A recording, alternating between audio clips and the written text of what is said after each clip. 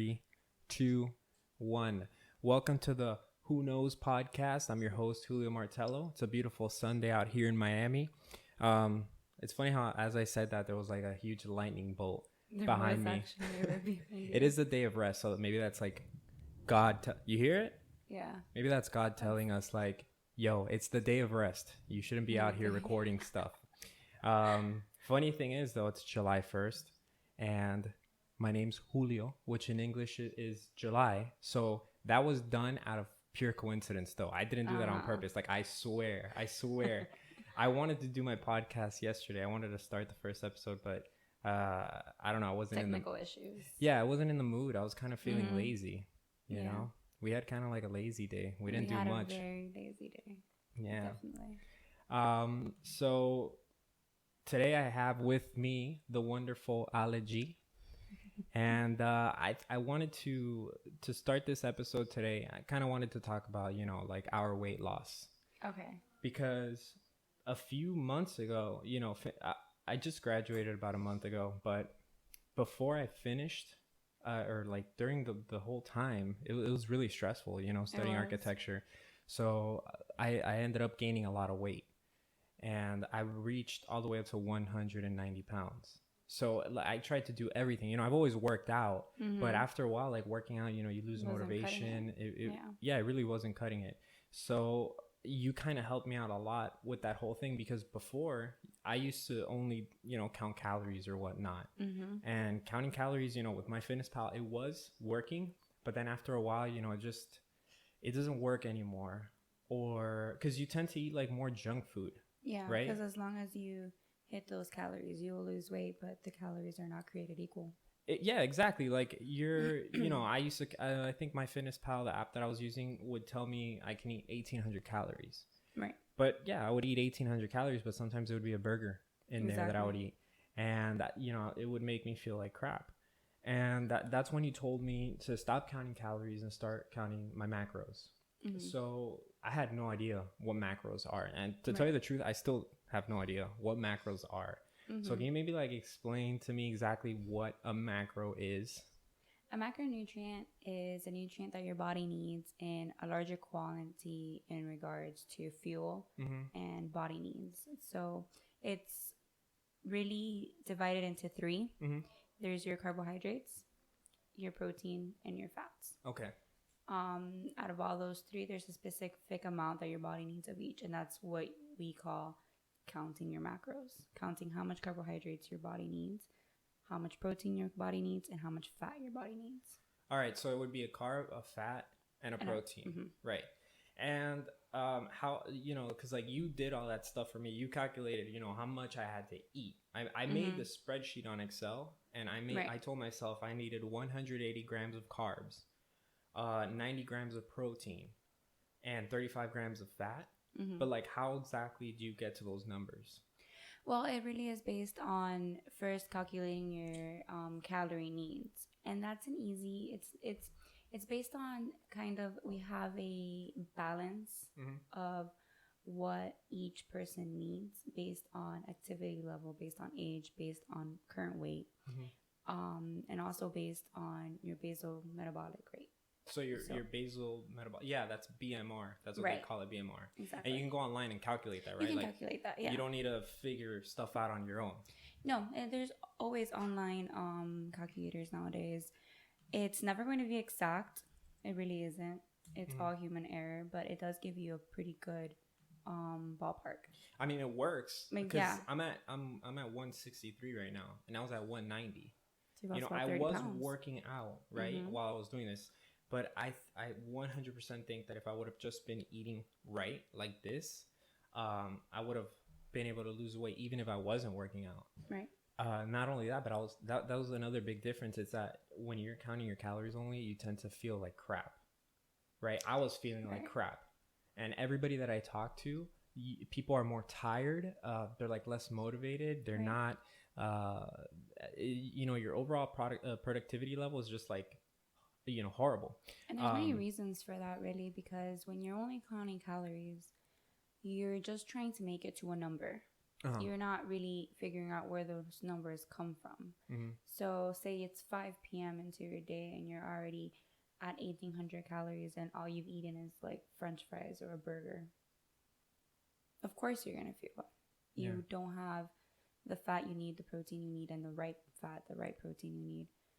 And you end up diminishing your results because you're not feeding your body exactly what it needs. It's funny that you say that because so these three things: carbs, proteins, fat. You know, the macros. Right. Why are they so important? Like, what exactly do they do to your body? Well, there's so many, but I'll give you a very basic function. For example, your carbohydrates are your main fuel. That's what your body uses for energy mostly. So you eat carbs, you're You gonna eat feel carbs and you're energetic. gonna feel exactly. Okay. That's what fuels all of your tissues and all of your organs. What happens if like you eat carbs and you don't do anything? That gets turned straight into fat, right? Right. It's a difficult process to explain all at once. Carbohydrates. If you eat an excess amount of carbohydrates, your body turns into glycogen, which is needed because once say you don't eat for a while, your body uses that to give your body energy again. So the glycogen turns back into fuel. However, if you have too much carbohydrates from the glycogen, it just stores it as fat. So you have an excess of it, and it will just turn into fat. Okay. And the other, you always say you have to eat fats, but if you're trying to lose weight, why are you eating more fat? I mean, that's something that made no sense to me. Right. No, but that is such a misconception, and people don't understand what fat really is. It's not. It has nothing to do with body fat. It has more to do with the fatty acids that your body needs for brain formation, brain processes, tissue processes. It's fat does not equal fat. It's a weird. I don't know why it has to be the same word, but your body fat, as you gain weight, has nothing to do with the amount of fat you're eating. So, it could definitely if your diet consists mostly of bad fat, saturated fat, trans fat, and all you're eating is, bacon and burgers and everything, then yeah, it could. Unless you're on the keto diet. Which is another thing. Right? Which we're not going to get into because that's kind of like complicated, but like your face kind of shows you're against it in a way. No, I'm not against it. I actually feel like it has its benefits, but it's still very new. It's a new, like new in the sense that they don't have that many studies for it. Exactly. It's very short studied. All the studies that I've read were inconclusive because it was a short-term study. It was 9 to 10 weeks. And realistically, just so that like before we start talking about the keto diet and no one understands what it means, the keto diet is basically you are switching your body fuel from carbohydrates, which is what it usually needs, what it needs, right, to fat. And the thing is that the process between that takes a long time. If you are, for example, 19, 20 years old and you've been eating like you have normal for all of your life, your body uses carbohydrates as your energy source. So switching over to fat, it's a body shock and it takes a long time to get used to. So I feel like it could be beneficial, but there are not enough studies to show that. Right. Okay. I know it does work for some people. Like my cousin Ray's on it, and he's lost a lot of weight, crazy amount of weight, and he feels good too. It's also easier because since you're eating mostly like fatty foods like bacon and meat, like that's not bad. People feel good doing that. Yeah, I guess. And it does tend to satisfy you more because for every gram of fat, you receive more calories. For every 9. Yeah, well that makes sense. You get 9. The fattier foods have more calories. So satisfy you more. So okay, you have your carbs, which give you energy. What does your fat do when you eat your fat? Not your fat, but when you eat fat. When you eat fat, it's basically just it's for insulation. It's for body synapse, your brain, the way that it processes it makes your thoughts sharp, your decisions sharp. It helps in tissue repair. So when you eat fat, it's actually good like for your brain? Yeah. Absolutely. Wow. Okay. Well, that might explain why like I felt so good doing this whole macro thing. Mm-hmm. Because like I did feel, I don't know, when I talk to people about it, they tell me, well, you're working out, you're eating healthy, you're gonna feel good. Right. But it kind of makes sense because I didn't get rid of fat and I didn't get rid of carbs, and I do have more energy now. I feel so much better now, definitely 100%. And then protein is obviously for building muscle, Right. right? So you're Building eating. muscle, and also that's the misconception as well, and that is something that could get dangerous for a lot of people that say, oh, I'm going to eat more than 100% of my protein needs because I'm going to the gym and I'm going hard. That's not really how it works. Your protein definitely helps in your muscle repair and your muscle growth, Uh-huh. but too much protein will overload your body. And that's something you told me, because when I was going online and I was Right. searching, how much protein I should be eating, Mm-hmm. beside the number that you told me I should be eating, it was giving me like Crazy numbers. 190 Yeah. grams, 200, and now I'm eating only 90 grams of protein. So why is that? Is like, who's supposed to be eating that amount of calories? Are we supposed to at all? No, I mean, it's just like everything else that gets calculated. Mm-hmm. Your protein needs are based on how much you weigh. Right. We use pounds. Mm-hmm. So, but the math is based on the kilograms.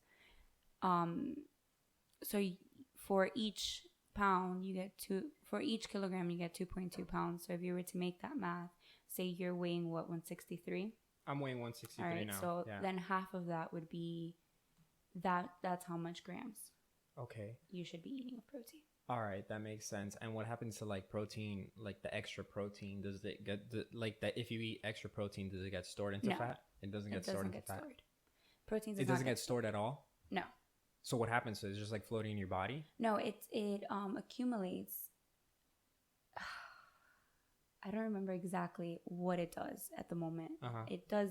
It's not a source, like you can't use protein to store fat. It doesn't form that way, but it does aggregate your cells because too much protein will be fighting for different transports.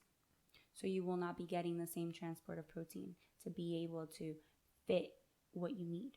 Gotcha. So yeah, I guess that's why it's so important, like the macros, because if you eat too much of them, you're gonna do harm to your body. Right. But if you eat too little of it, you're also harming your body. Right. I actually did go back to my notes because it does get confusing. I'm sorry. It does. No, it's fine. It's a lot. It's a lot of stuff, man. Yeah. Too much protein does get stored as fat after a while, but the problem with that is if you that's where I got confused. The thing is that when you store protein as fat, you're not using the protein for what it needs to be used. Right. Which is cell repair. Makes 100% sense. You're not exactly. You're overusing it, and so the excess protein is just kind of like, we don't need it, so let's store it away, and then it gets turned into fat. And when fat is needed, it doesn't turn back into protein. It turns back into fuel. Okay, so going back to like the whole BMR thing that you were talking about, the basal metabolic rate, I did a quick Google search. Okay. I just typed in BMR calculator and I clicked on the first one, which the website is IIFYM, which stands for apparently if it fits your macros, which is exactly what we were talking about. Right. Not affiliated with this website. It's literally the first one on Google. But yeah, it seems pretty easy. Like you just type in your information, your gender, your age, your height, and it gives you a number. And then it breaks down there's like a whole bunch of formulas here, which I don't understand. You probably understand it, but it tells you exactly, what you should be eating. And while I was doing this diet, like I said, I made an Excel. It's not really a diet. It's kind of like what we're supposed to be eating, right? Yeah, it's not. But I made an Excel sheet, and it made it so much easier. And I'll put that on YouTube, like down at the bottom on the link, so that people can go, they can download it, they can check it out, and you can input your own information.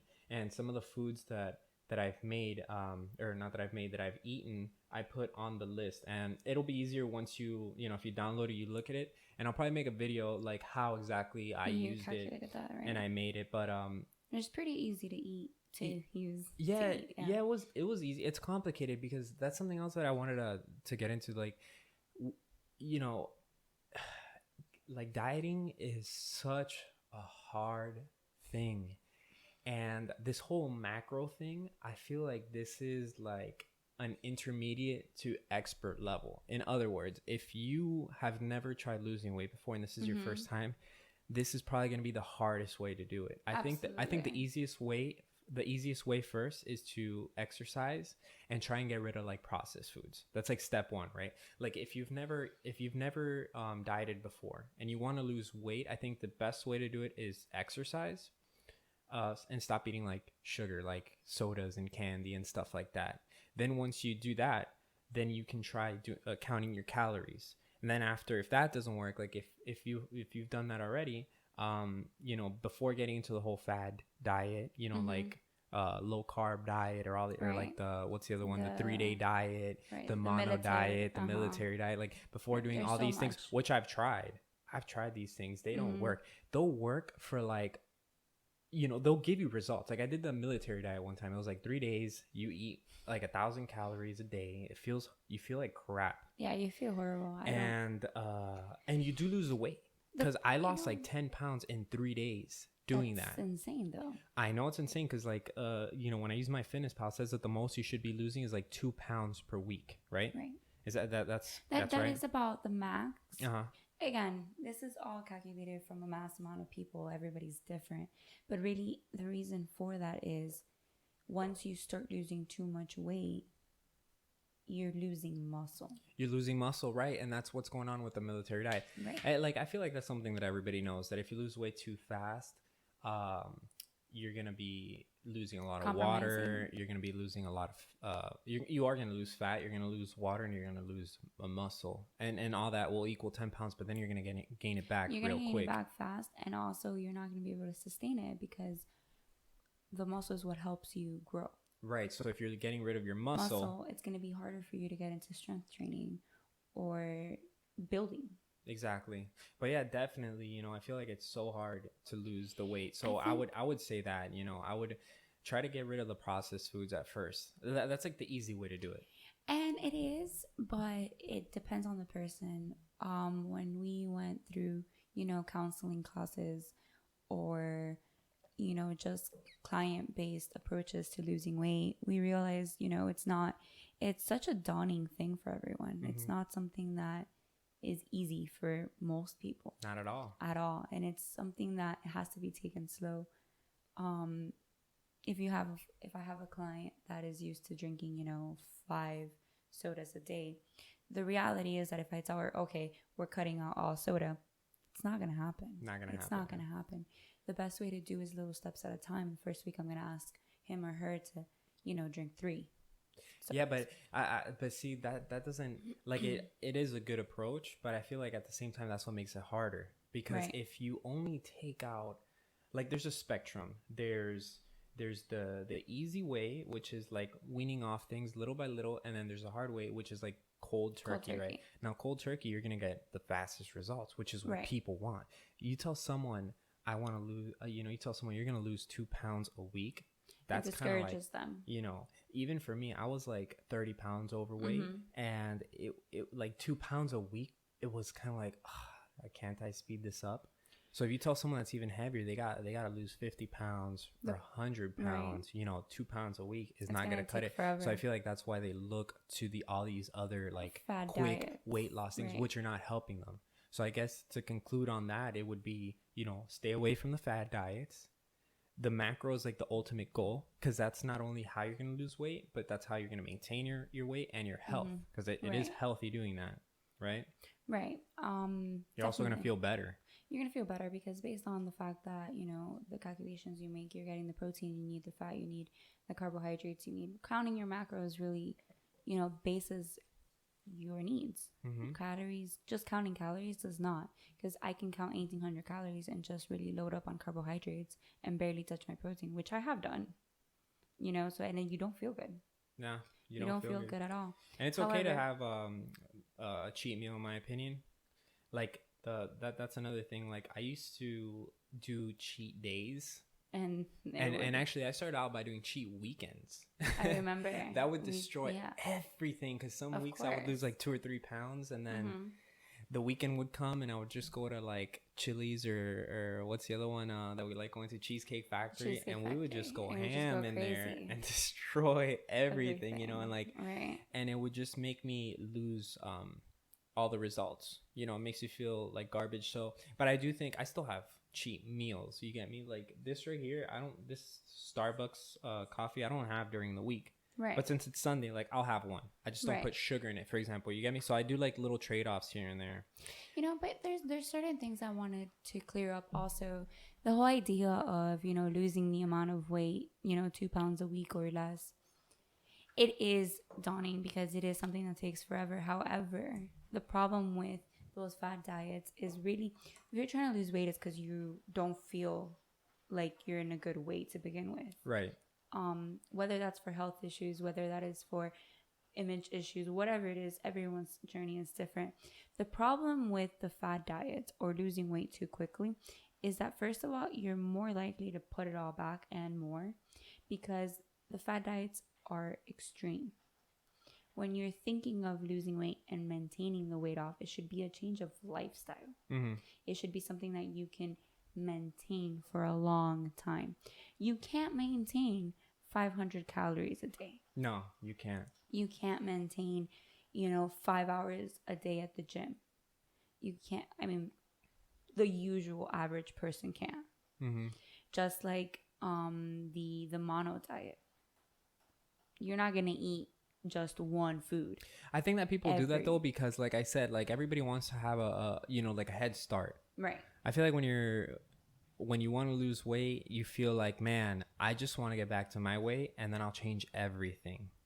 I feel like that's how people feel. So like, for sure. It's attractive to hear that a diet's going to help you lose 10 or 15 pounds in 1 week. So that's why people do it. Right. But I do definitely think that the best way is weaning off things little by little and incorporating new things into your life. Like, I hate vegetables. That was something so hard to add into my my diet. But once I cooked them right, you didn't have an issue. Yeah, once you cook them, like you tried different recipes, it was so much better.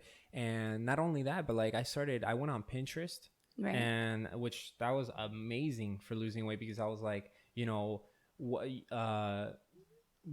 tasty recipes with vegetables, or like vegetables that you can use as snacks. You get me? Because when I first started this diet, I was eating basically like pretzels. I was getting to my carbs, right?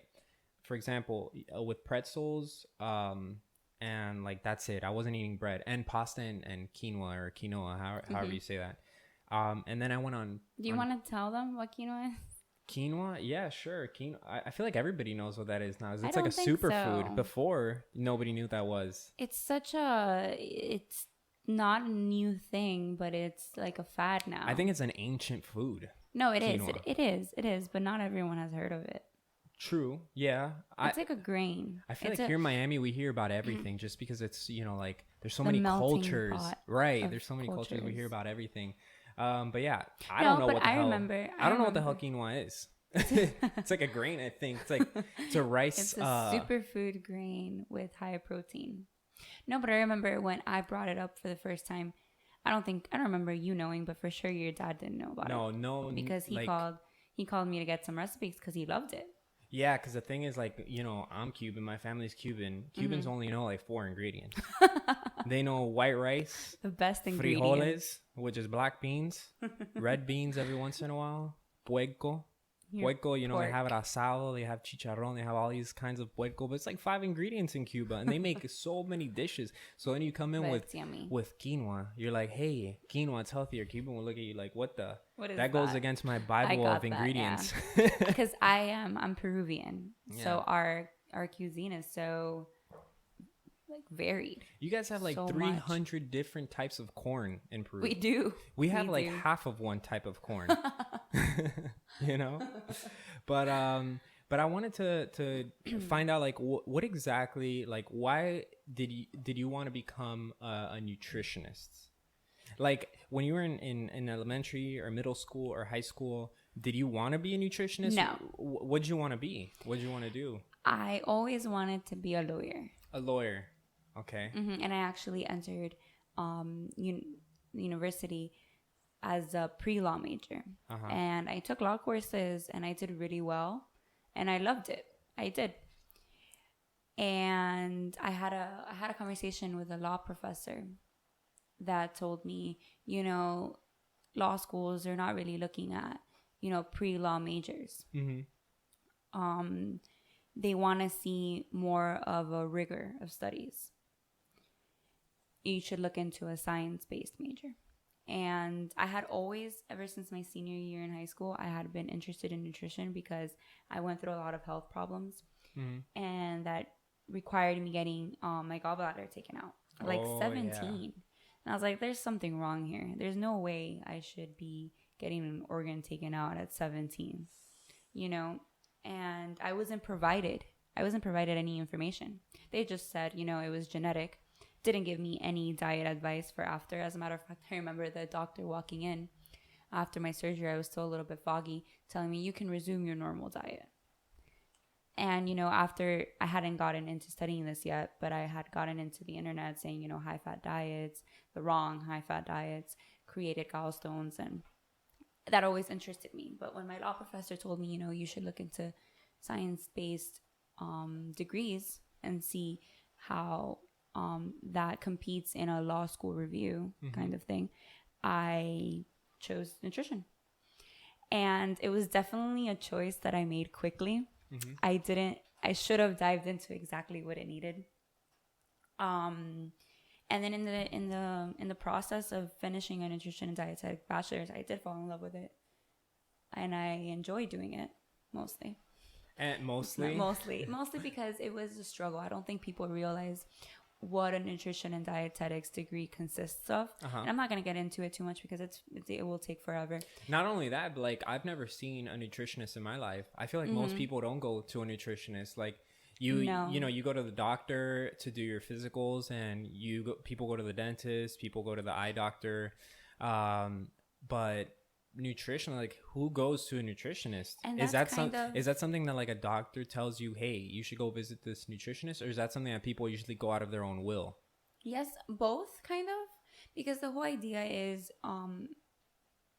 we are a preventative approach to disease. Yeah. What you eat tends to promote or decline disease. And the problem with that is that our profession is only now getting, wind. We're getting more into the hospitals, more into the well-being and the wellness of our society. The thing is, before, the career of dietitians and dietetics and nutrition, everyone thinks they have the right opinion on nutrition. Yep. So you have doctors telling people the wrong information. That's why you're a doctor, though. You have to study so much for the anatomy and the physiology of the body. No one expects you to have nutrition as well. Right. You're a doctor because you know so much more than the average person about the human body. Don't dive into something else. Right. And this is something that we actually got taught as a doctor. You get about 6 to 9 credit hours in your 8 years of studying in nutrition. That doesn't qualify you to be a nutrition expert. You're a doctor. You're a medical expert. You're not a nutrition expert. And so thankfully now we have a lot of healthcare professionals, especially the new generation coming in, that tend to send their patients to nutrition experts and dietitians. That's good. So that's upcoming and that's new. Yeah, it'll be a big step. It'll be a big step. Well, you guys heard it here. Don't trust your doctors because they're going to kill you with their nutritional advice. You're going to get me in trouble. You should go see her or another local nutritionist. Another thing, though, another thing that I realized also in my actual degree, there are in nutrition, well, in the university that I have attended, there is 2 tracks. There is a didactic program, which leads you into being able to sit down for your license as a licensed dietitian. But there's also a science track, because what a lot of people don't know is that the nutrition program is a pre-med school degree. I have to take all the biologies that med schools have to take, bio 1, bio 2, all the chemistries, all the organic chemistries, all the biochemistries. So there's a track where you are getting into med school. So half of my class, of my graduating class, is going into med school. So those are different type of healthcare professionals. Right. They are. You have your bachelor's in nutrition and you're going into med school. You're going to see the body differently. So there are doctors out there. I'm not saying that there isn't, okay? There are doctors back out there that do have that nutrition background. Yeah, sure. Yeah. We'll go with that. They do. They do. Well, I wanted to thank you for joining me on my first episode of the Who Knows podcast. I want to do this every Sunday, and hopefully I'll be able to do every Saturday and Sunday. I'm still trying to look for a place because I'm kind of like nomadic right now. I'm going around from space to space, finding a good location. But I have my little sketchbook here. It's full of people that I want to bring in and talk to. So everybody can basically follow this channel, subscribe, and you'll be able to see the guests that I bring in. It's going to be pretty fun. I want to bring you back. I want to get a little bit deeper. This was more like an introduction, to the whole nutrition thing. It's so much. It's so much. You tell me. And I think we jumped around a lot. Yeah, but that's normal, Right. It makes it fun. But again, I wanted to thank you so much. We had to cut it short because our camera here, it's the SD card is one of those cheap imported ones, so it can't hold that much information. But thanks again for coming. Is there anything else that you wanted to say? I did want to clear up. I got a little bit mixed up in my information. Like I'm saying, there's so much, and the thing is, the nutrition is constantly changing. Everyone knows. Yeah. One day one thing is bad, one thing the next day is good for you. I did want to explain also, like, the whole idea that I talked about earlier about protein. Excess protein does get stored as fat. It does. Okay. But the actual components of protein, the amino acids that we need for cell repair and body functions, those get excreted. So it's not like the excess protein isn't being used for the reason that they needed. So we bring in amino acids to the game. So But stay tuned let's not get next in that. episode, and we'll talk more about the amino acids, Yes. what they do, Okay. what they're for. Thanks again for coming. Thank you so much for having me. All right. See you guys.